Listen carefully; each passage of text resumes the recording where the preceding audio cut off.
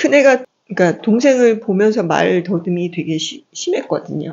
근데 그게 만 6년을 더듬었어요. 근데 심할 때는 말을 전혀 못했어. 소리만 하고. 근데 저는 그게 너무 힘들어서 너 야단치면 이렇게 말을 더듬고 야단 안 치면 버릇없이 하고 나는 어떡하냐고 걔를 붙잡고 운 적이 있었거든요. 저는 남편에 대한 미움이 되게 강하더라고요. 아이가 만 6년을 말을 더듬는데 저한테 한 번도 제 말 더듬어서 어떻게 우리 어떻게 하지? 병원에 가볼까라고 한 번도 얘기한 적이 없어요. 본인도 나중에 그걸 인정하더라고요. 근데 그때는 제가 아이가 어리고 내가 엄마니까 모든 걸 다 보살펴야 된다고 생각해서 저 역시 남편한테 그걸 왜 요구할 생각을 물어볼 생각도 안 했어요. 근데 그게 이제 저한테는 원망심이 되게 나중에 가서는 큰 거죠. 아들은 몇 살이에요? 36. 36. 그럼 같이 살아요? 네, 같이 살아요.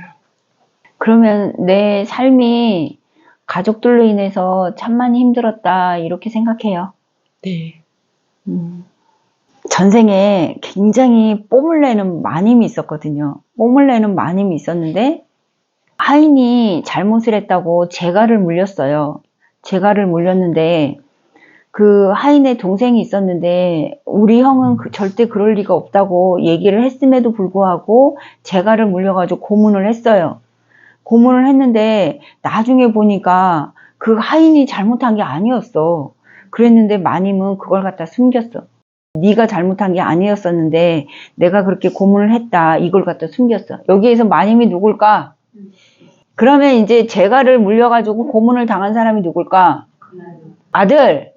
그러면 이제 거기에서 이제 동생이 있는데 동생은 누굴까? 남편. 그 형의 고문을 받고 있는 걸 갖다가 동생이 받지. 그러니까 형이 그렇게 말더듬 하는 걸 갖다가 동생은 당연하다고 생각을 했겠지. 아버지로서 그걸 갖다가 병원에 가봐야지 이렇게 생각은 절대 못 하겠지. 시작은 살아오는 내내 자기의 얼굴을 위해서 모든 사람들이 다 자기 얼굴을 받쳐줘야 된다고 생각을 하고 살았겠지. 그게 안 되니까 너무 화가 났겠지. 그래서 참 많이 고통스럽게 살았겠지. 이 고통 누가 가져온 거지? 억울할 것도 없네 뭐. 억울한 거는 큰아들이 억울해야 되겠네. 남편이 억울해야 되겠네. 그럼에도 불구하고 내가 고통받은 건 이만큼이고 니들이 고통받은 건 이만큼이야 라고 생각하는 순간 그들은 업을 갖다가 나한테 끊임없이 받아낼 거야. 내가 고통받은 게 이만큼이고 그들이 고통받은 게 이만큼임에도 불구하고 계속 내가 피해자라고 생각을 하는 순간 그들은 나한테 그래? 그렇게 소원이야? 그럼 가해를 해볼게 라고 하면서 계속 가해를 할 거야. 전생은 모르겠고 내가 지금 치받쳐 올라오는 분노가 많으니까 이 분노를 갖다가 어떻게 할지를 모르겠어 라고 하면 이걸 갖다가 계속 늘려 먹으려고 하는 거야. 완전 이해, 완전 수용, 완전 자기 용서. 그것만이 필요해요. 선생님 얘기를 들으면서 이제 고문한 것도 안 좋지만 걔가 잘못한 게 아닌데 내가 그거를 숨겼다고 하는 거, 그 지점이 너무 가슴 아파. 그때 당시에 고문할 때는 내가 옳은 거야. 내가 옳았기 때문에 고문이 당연했던 거야. 그런데 사건이 지나고 나서 봤더니 잘못한 놈은 너무 잘 살고 있는 거야. 그걸 갖다가 이제 알았음에도 불구하고 미안하다 이 말을 갖다가 아예 못한 거지. 자기가 잘못을 했는데도 나중에 이제 잘못한 걸 갖다가 정말 뻔뻔하게 안 잘못했어 그럴 수도 있어 라고 하는 사람들이 참 많잖아요. 그거 반드시 업으로 갚아야 돼요. 우주는 한치의 오차가 없어요.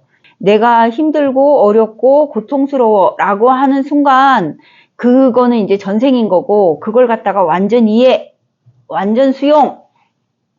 아, 알았어. 그러면은 내가 어떻게 행동을 해야 될지 한번 생각을 해볼게 라고 하면서 자기를 갖다가 다독이는 게 제일 먼저야. 지나간 거 어떻게 할 수가 없어요. 내가 검댕이를 한번 묻혀본 거거든. 이 검댕이를 갖다가 어떻게 할 것인가만 생각하면 돼. 아, 닦아내면 되겠구나. 아, 감사를 많이 하면 되겠구나. 아, 우리 아들을 갖다 있는 그대로 바라보고 인정하기만 하면 되겠구나 라고 하는 순간 전생의 업은 사라져. 근데 그렇게 하고 싶지 않은 이유가 자기가 천하다고 생각을 하면 그 어려운 걸 갖다가 늙혀 먹으려고 해요. 늙혀 먹으려고. 계속. 자기가 귀하다고 생각을 하면 알았어. 그러면은 한 페이지 넘길게 라고 하면 넘어가는 거거든. 근데 자기가 어렸을 때라든지 살아오면서 감정을 갖다 제대로 이해를 못 받으면 자기가 힘든 거를 갖다가 낄낄거리면서 좋아한다.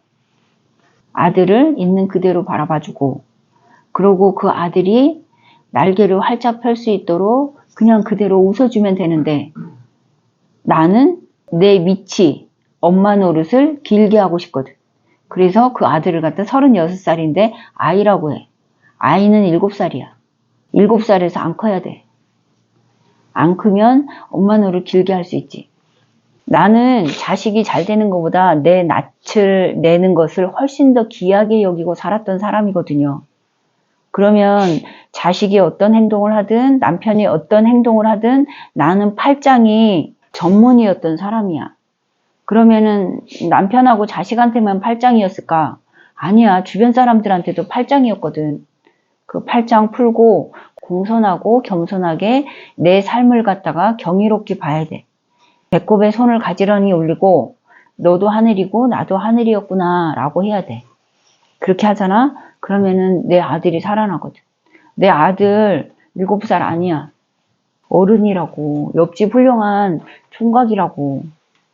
반성하면 안 된다. 네, 반성하지 말고. 네, 반성하지 않고. 아, 요 지점에서 우리 아들이 참 많이 목이 메었었겠구나. 이렇게. 아니, 목이 메었었다는 게 저도 많이 제 몸에서 느껴지거든요. 만약에 내가 어렸을 때 다른 최선의 방법을 있었다고 하면은 그 최선의 방법을 썼겠지. 근데 나는 그때 최선의 방법이 내가 했던 것이 최선인 줄 알고 살았잖아요. 그건 완벽했었어요. 지금도 완벽하고 앞으로 살 날도 완벽할 거거든. 그렇기 때문에 자기한테 나오는 모든 것들은 해석을 좋은 방향으로 하면 돼요.